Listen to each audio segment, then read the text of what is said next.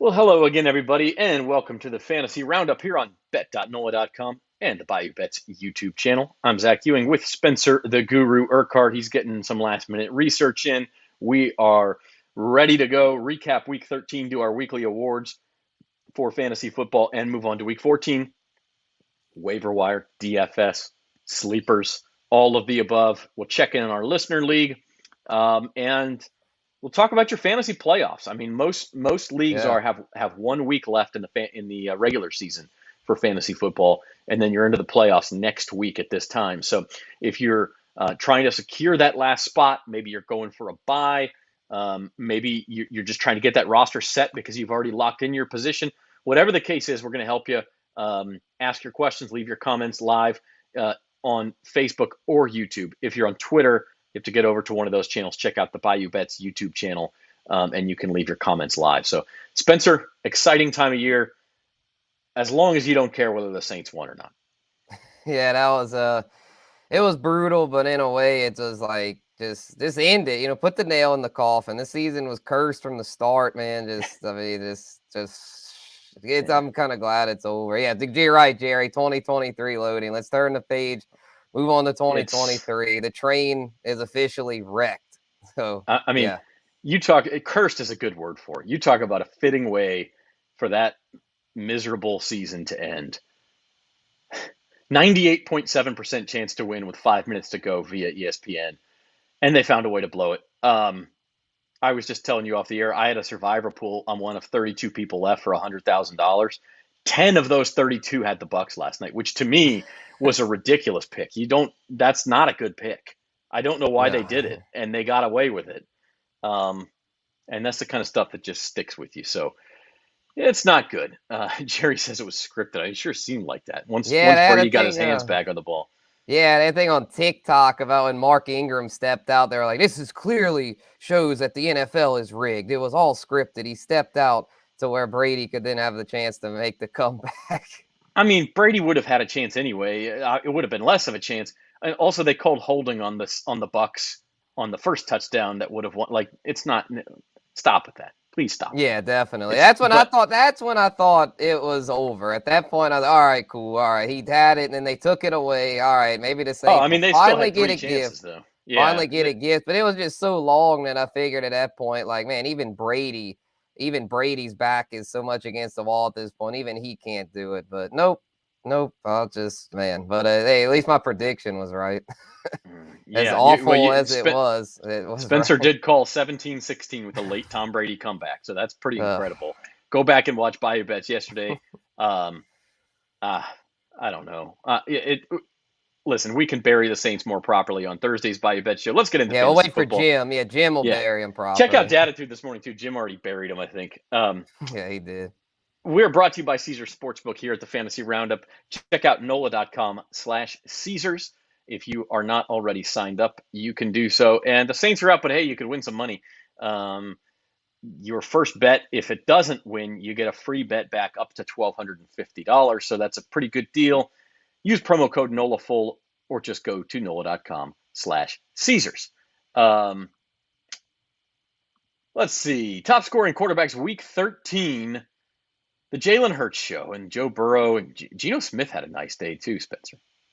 Yeah. Hurts and Burrow for sure were the stars of the show. Burrow stepping up against Mahomes and the Chiefs. It's crazy to think that Mahomes, even in an off day, still cracked the top five. Just goes to show how good he is. But it also goes to show how weak the quarterback position's been this year. Because Hurts and Burrow turned up. They've been really good. Mahomes has been really good. But outside of them and a few others, there hadn't been a whole lot of many other consistent options where guys like Geno and Jared Goff have been fairly reliable most weeks, because a lot of like Brady and Rodgers have fallen off, and guys like Lawrence that we step up haven't really done so. So yeah, it's been an interesting quarterback year for sure. Yeah, and I mean, you talk about Jared Goff, like the Lions offense. Buy. Buy stock in the Lions offense right now. It looks incredible. We saw Jacksonville. Look, I mean, I know Jacksonville can kind of be the butt of jokes. That defense had been playing pretty well, and then they went to Detroit and they just got torched, just torched.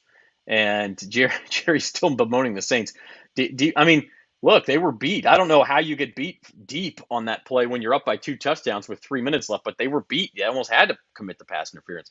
Saints are Yeah, minutes away from going five. double team. What Yeah. were y'all doing on Mike Um, Evans? Double team him.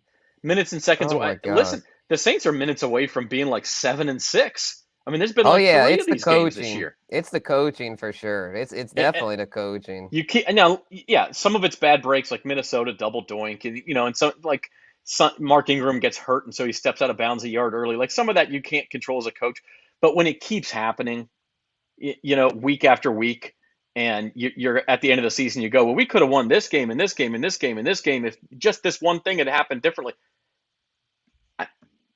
It's hard not to conclude that the coach shares a lot of blame in that.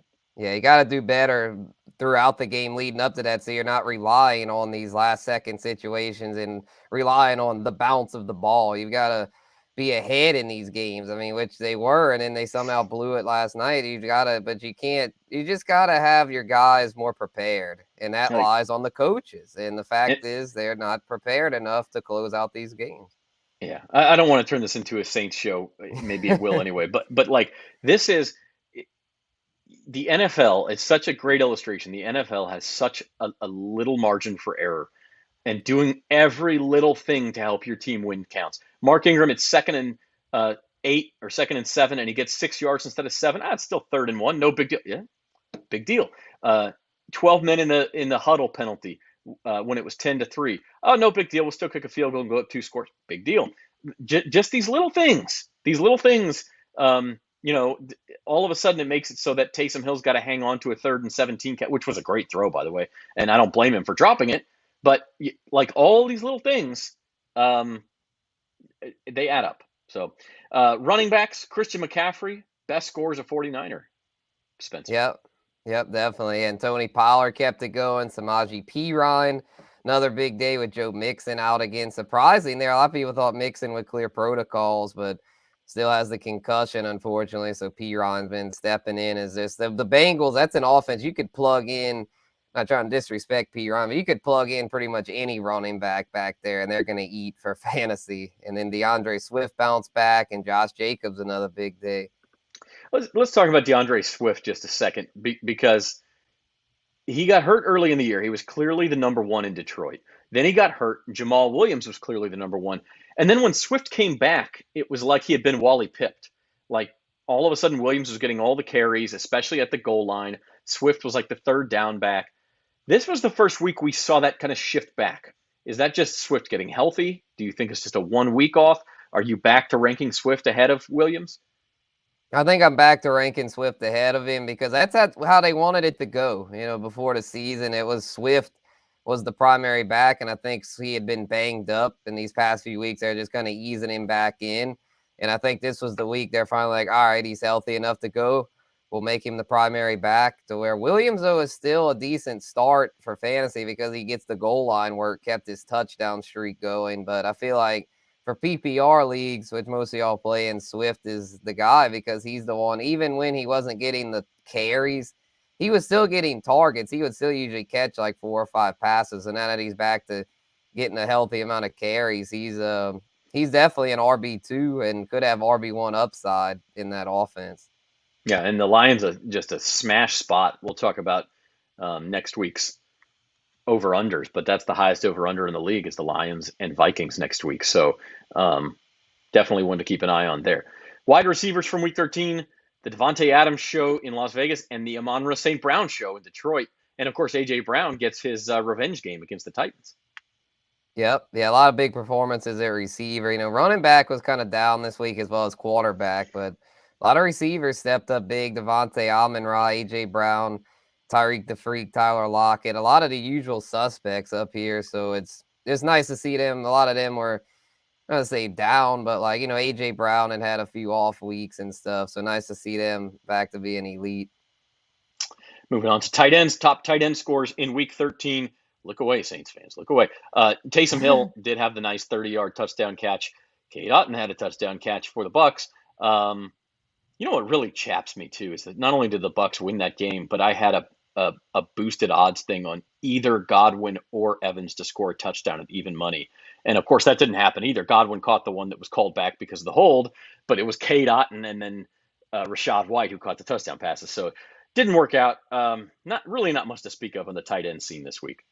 No, it was a dead zone. I mean, there was just nobody really of significance that did much. Dulcich, congrats to those that streamed him, or Evan Ingram. I know a lot of y'all are just kind of just grasping for anything, and they hit. So that was good. Both of them, I could see logic in streaming them because they've had some good weeks prior to this. But yeah, overall, terrible week. And speaking of Godwin, I got a bad beat story for y'all real quick. I was in a must-win scenario to keep my playoff hopes alive. This was my worst league. I was like hanging on by a thread, and I had Godwin. I was like, all right, so if Godwin can score here, I'll win. And sure, he scores. I'm like, yes, I win. I'm still alive. But then they took it away, and it ended up losing by 3 points. Season is donezo in that league. Awful beat. Tough. Yeah, honestly, that's why I say, like, Saints fans, oh, it's a conspiracy. I didn't think that was really a hold. I didn't understand that call. It was like they were giving the Saints a second chance. Yeah, that crew was horrendous. The Saints got called for a hold earlier in the game that I thought was really bad, and then there was a pass interference on the Bucks I thought was really bad as well earlier in the game. The big pass interference on the Saints, I think look, that's the right call there. So yeah, I don't know. But speaking of trying to make the playoffs and seasons being over, we got quite the showdown here, Guru, in the listener league. You and I going after that last playoff spot. I lost a tight one to Team Manoka, who is all but in the playoffs now. Those top two teams have clinched their playoff spots, Bucktown Rebel and Bama Fikes. Manoka, all he needs is one more win or one more Spencer the Guru loss. And then it's between you and I at this point for that last spot. Right. Yeah, my team keeps fighting. I was in a must-win this week against my dad, original Saints fan, and got it done. Thanks to CMC, because my team is just kind of frustrating. It's okay. It's been all right. It looks good on paper, but my receivers have just killed me all year long. Michael Pittman stunk. Ayuk's up and down. Deontay isn't very good. That's what's killed my team in this league. Everything, my QB spot's generally pretty decent, and my running backs have been great. Tight end is what it is. But yeah, receivers, you need elite receivers, and Bucktown and Bama have that. That's why they're so far ahead of the pack. And I know you, Zach, have CD Lamb. So it just hurts not having an anchor receiver. So maybe my running backs can carry me, but if I'm being real, I'm not feeling too good about it. Well, I play I Will Lutz for You, which is my buddy Aaron, next. And he's technically still in the playoff picture, but he would need you to lose a game. He would need to win both and have me lose both. And he would have to make up about 260 point difference. So probably not going to happen for him. But he could help you out by beating me this week. And then we could be tied going into that final week. So yeah, at least we'll he still has an incentive to set his lineup. So he's still in it. So yeah, come on, Aaron, let's go. We got one of us needs to take down Bayou Bet Zach. No. Saints Panthers tickets on the line. Nobody wants them anymore. Oh, but you might see Jameis. They might finally turn to Jameis for that one. They're good seats, and it'll be a good time. Saints might win just one have to end the season. Some beers. Yeah, just cost the Eagles a couple of spots in the draft. With another win. So there you go. You're watching the Fantasy Roundup on bet.NOLA.com and the Bayou Bets YouTube channel. Give us a like, subscribe, comment your questions, set your playoff lineups. Let us know if you're in your fantasy football playoffs and what seed you got. Or if you need to win this week, let us know what you need. Put it out into the universe.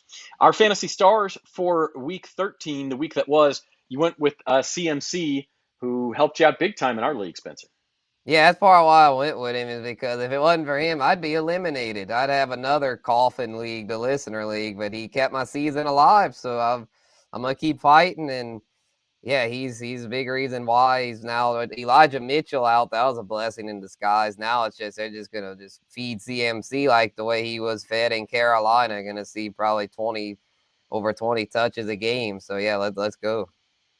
My fantasy star, I went with Devontae Adams. He was the highest score of any player this week. This is really what you kind of expected when he went to Vegas. And we haven't seen it every week. We're starting to see it a little more often. 177 yards on 8 catches with 2 touchdowns. And now if you add up, I say he trails Diggs by 2.7 points. That's for the whole season. He's the number 2 wide receiver in the NFL this year in fantasy football, just 2.7 points behind Stephon Diggs. He has passed Cooper Kupp, who was sitting at number 2, and obviously now will not be playing again, and so he's going to fall off. So Adams could end up being the number 1 receiver, even with kind of a rough patch in there. Right. Yeah, he's we know what we're getting there. And he's all they got. The Raiders, Hunter Renfrow, Darren Waller on the IR. So yeah, it's just Adams, and more Adams. And they play Thursday night this week against the Rams. Smash spot for Davante Adams.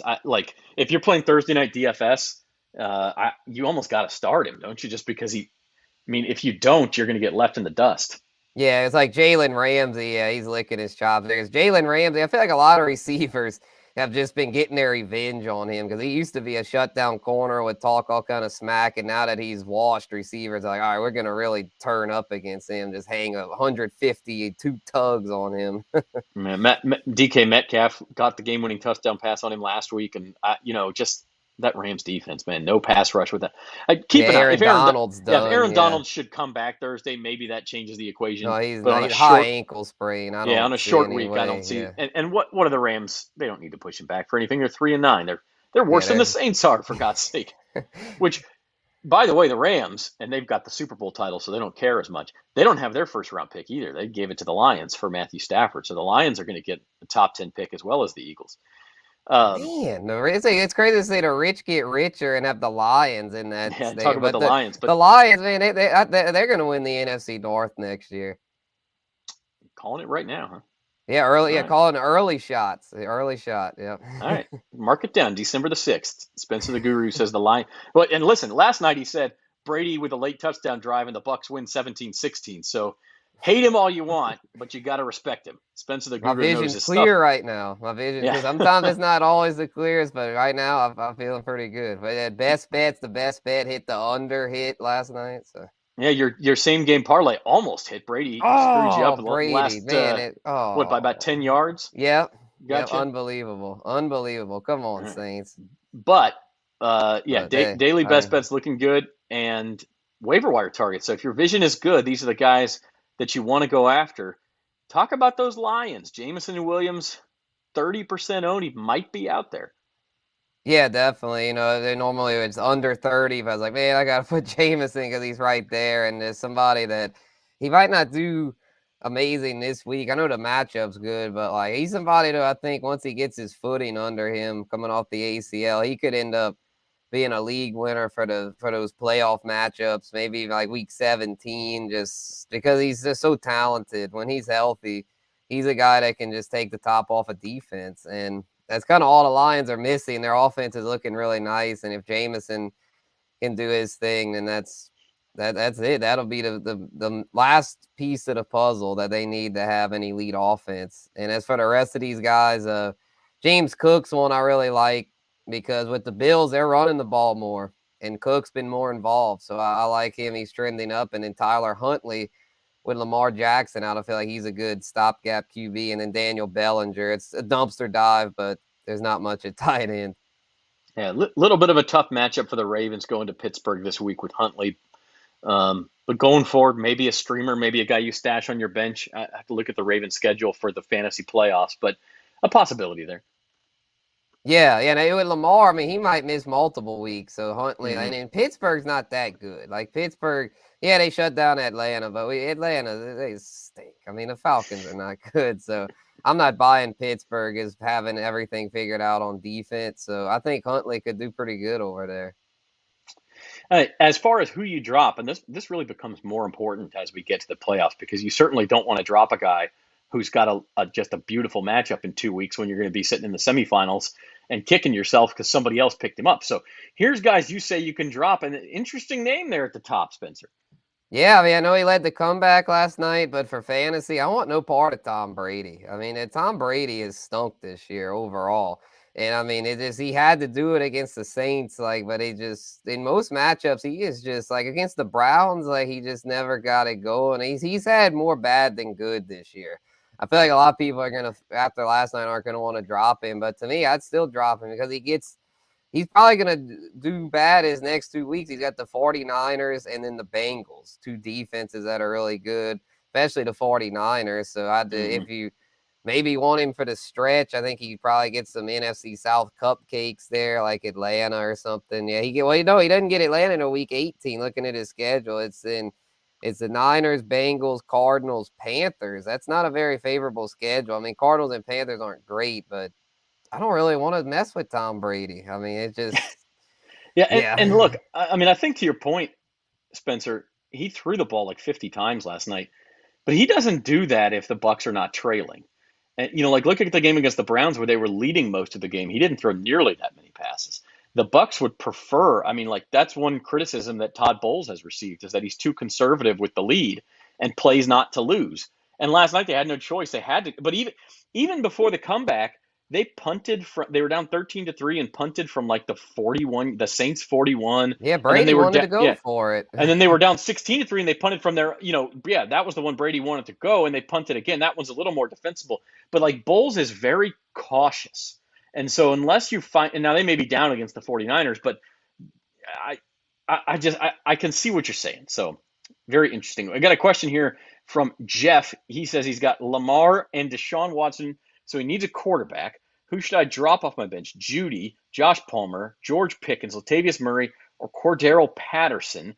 Goff, Cousins, or Huntley? I tell you, I like Goff right now. I mean, I don't care who the Lions are playing. He's producing. Right. Yeah, I would say I would drop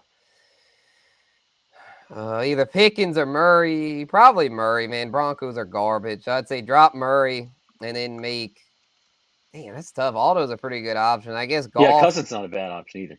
Yeah, exactly. Yeah, I guess Goff, Huntley, then Cousins. Maybe those are all good though. Claim all three. Just claim all three. Doesn't really matter the order. Just hope you get one of them. And yeah, I'd drop Murray. Yeah, no, I think that's right. Deshaun Watson, very disappointing debut. We didn't talk about that. Definitely can't trust him. But again, against the Texans, which is of course a great matchup, they won the game. They scored 3 touchdowns, but it was 2 defensive touchdowns and a special teams touchdown.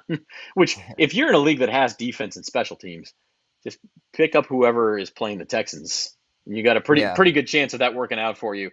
But Deshaun Watson, the Bengals this week, could it have just been rust? Maybe he's better as the weeks go on. I think he will get slightly better. But they play the Bengals. They'll be behind by a lot in that they get the Saints. I think in week 16, the Saints are not real easy to move the ball against always. So I'm not sure Deshaun Watson is rosterable right now. Yeah, I didn't put him on gotta go because he wasn't really rostered in enough leagues. But yeah, to me, this is like preseason for him. The Browns are out of it. This is preseason. Expectations aren't really high, and he's going to be rusty, not having played in over a year. So if you have him, just have him as a speculative backup. Don't trust him as your starter. Yeah, I don't hate holding on to him for this week. Don't start him, but just see what he does against the Bengals in a game that could be a shootout potentially. And then, if it is and he does well, then you can consider starting him. I think they have the Ravens the following week, depending on what your matchups are. But yeah, a couple more questions coming in. Clamped says Pollard or Kenneth Walker this week. Well, first off, Kenneth Walker's got to be cleared, but I think Pollard's a smash spot against the Texans. Yeah, because Walker's banged up. Definitely Pollard. That's not even close. Yeah, there's the Cowboys. I was looking at the early line, 17-point favorites.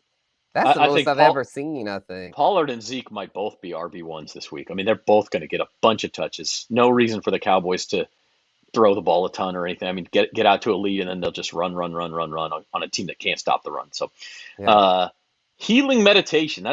Everybody could use a little bit of that today. For real. Healing meditation says, who wins this trade? Jonathan Taylor for Joe Mixon and James Conner. I'm going to say the Mixon and Conner side, Spencer. Yeah, I agree because that Colts offense is not good. And I mean, JT, he's been all right, but he hadn't been what we thought he was. So yeah, and Mixon, you can make a case that Mixon's just as good or better. And you're getting Conner to boot. Yeah, that's easy for me. Yeah, I mean, Mixon, now he's got to come back. But if he comes back, we talk about that Bengals offense. Now they play the Bucs, a little bit tough to run on. That will be the first round of the fantasy playoffs. But Mixon's, he's a plug and play RB1. Yeah, let's say anybody, that Bengals offense is just so good. Whoever their primary back is a fantasy stud. All right, moving on the fantasy roundup here on Bayou Bets. Leave your question or comment, and we'll get to you before the show is over. We want to pivot and do some DFS for Week 14. This is all main slate, and I think you're going to see us both target this game. But Vikings Lions is the game that could be the shootout. It's got the highest total. I got Kirk Cousins. And Spencer, we'll get to you in a second, but you went with Jared Goff. I mean, both great spots. We talked about DeAndre Swift. You're getting a discount here, and it's a little bit of a risk, but if he is the top dog in Detroit again, like you speculated, Spencer, 5,800 is a bargain for that guy. And then DJ Moore, same thing. Look, the Seahawks can move the ball on that team. We saw the Rams do it. We saw the Raiders certainly do it 2 weeks ago. The Seahawks are still in the playoff hunt, but you can move the ball on that team, and I think DJ Moore at 5,500 is a great value. And then second straight week, it did not work out last week, but George Kittle and the Niners against the Bucks. Tight ends tend to smash against the Bucks, and you can get Kittle at a cheap price here too. Yep, for sure. Yeah, Kittle. I was thinking Kittle could do pretty well last week against Miami, but he kind of struggled. So yeah, it should be a good bounce back opportunity for him. And then yeah, DJ Moore with Sam Darnold should do decent here. I mean, with Baker Mayfield, him and Baker Mayfield are just not on the same page. Baker Mayfield wasn't on the same page with anybody. He was just horrendous. So yeah, definitely better that DJ Moore's got Darnold to work with. Spencer, your DFS picks, as I mentioned, you targeted that Lions-Vikings game heavily as well. Right, yeah, I went with 3 players in this one. To me, that's the game to target. It's the highest total on the betting, on the books. The books have it going over 50 points, and I agree. So I'm going to say stack Jared Goff with Amon-Ra St. Brown. I know he's pretty expensive there at 7,800, but to me, he's still a value because the Vikings secondary is trash. I mean, they are garbage. Garrett Wilson lit them up. I mean, Patrick Peterson, he is not what he used to be. He is old. He's lost a step. Amon-Ra is going to crush him, and then Goff, of course, be the one throwing it to him. TJ Hawkinson, Lions defense is soft, be a revenge game for Hawkinson. I like the value there at 5,100. And then Deontay Foreman, Carolina, just slipped my mind. You just went over it, Zach. Who are there? Oh, yeah, Seattle, right? And Seattle can't. I mean, they couldn't stop the Rams. If you can't stop the Rams, you can't stop anybody. The run defense, the Rams' run defense. I mean, Seattle's run defense, stinky. So Deontay Foreman in a good spot there. Yeah, so those are 2 games to target, and that's why we do this list. These are your top totals for Week 10. The starred games are the primetime games, so they are their own. For DFS, they're their own slate. But the other ones, all games to target in that Sunday slate. Vikings Lions, of course. I mean, look at that, 6.5 points higher than any other Sunday day game. Dolphins Chargers, again, in most contests is its own separate game. So 6.5 points higher than Browns Bengals, which could turn into a shootout. But really, if you're not targeting that game on Sunday, we talked about Panthers Seahawks, but the total's fairly low there. It's kind of difficult to pick guys out. Maybe Cowboys runners we talked about.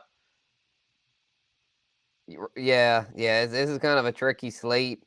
But yeah, I think Panthers Seahawks might be the low key shootout of the week because there's not really their defenses aren't good. So I think that game could end up sneaky because I mean, like the Chiefs Broncos, I think the Broncos could muddy that one up. Jets Bills, the Jets could muddy that one up. The Texans Cowboys, Texans aren't going to compete. Eagles Giants could kind of muddy that up. The Browns Bengals, Watson's not himself. So yeah, to me, those would be the 2 I'd target. Vikings, Lions, and Panthers, Seahawks. Yeah, and I wouldn't be afraid to go to Panthers, Seahawks in DFS because Vikings, Lions, we talk about how much we like it. Everybody's going to go to that game. I mean, other people look at these totals too, right? And in DFS, it's all about finding leverage, getting that pivot.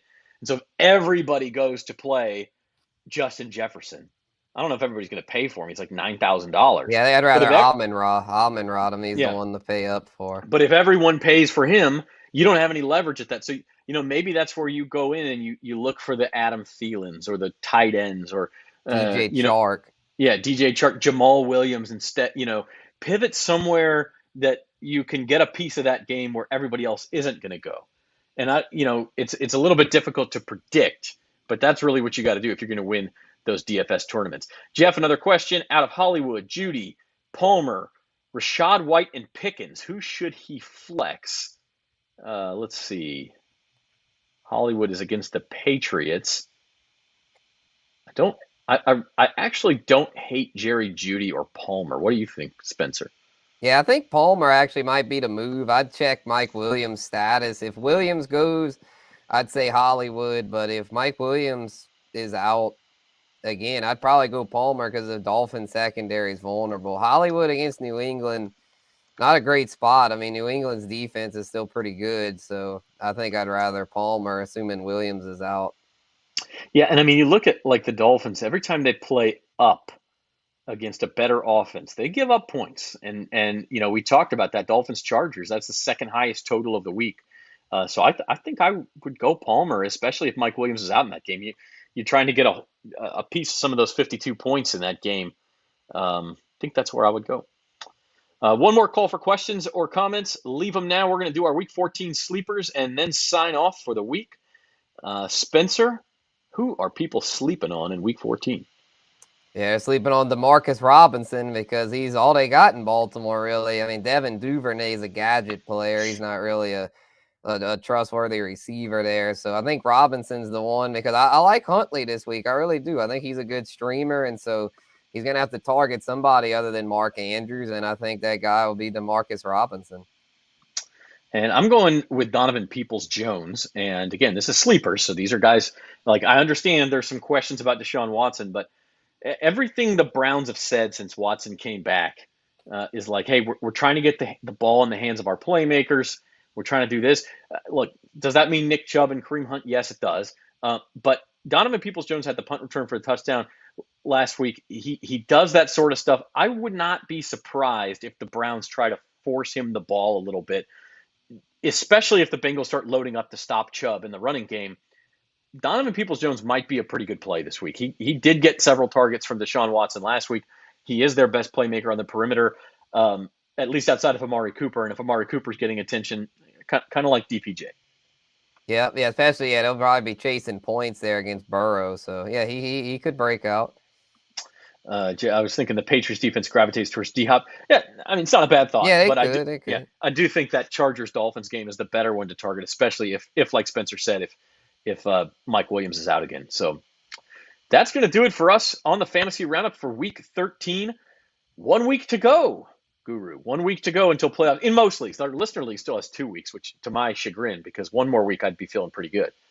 Right, yeah, because a lot of the 10-team leagues or less are usually only the 2-week playoffs, or the 12-man leagues, which I know a lot of y'all now do the 12-teamers, which, yeah, those are the 3-week playoffs where the top twos get a bye, and then, 3 plays 6, 4 plays 5. So, yeah, it's it'll be interesting. It's got to buckle up, get ready. I'm in some that it's like, man, it's got to prepare, manage the waiver wire and just keep tabs on the news each day, like especially Fridays. Fridays are huge for the news as far as those late injury reports. I'd say Friday afternoons, Saturday evenings when all the Shefty bombs come in about, who so-and-so is expected to play. And then, of course, Sunday morning in case something fluky happens, like an unexpected start-sit decision or, unexpected inactive.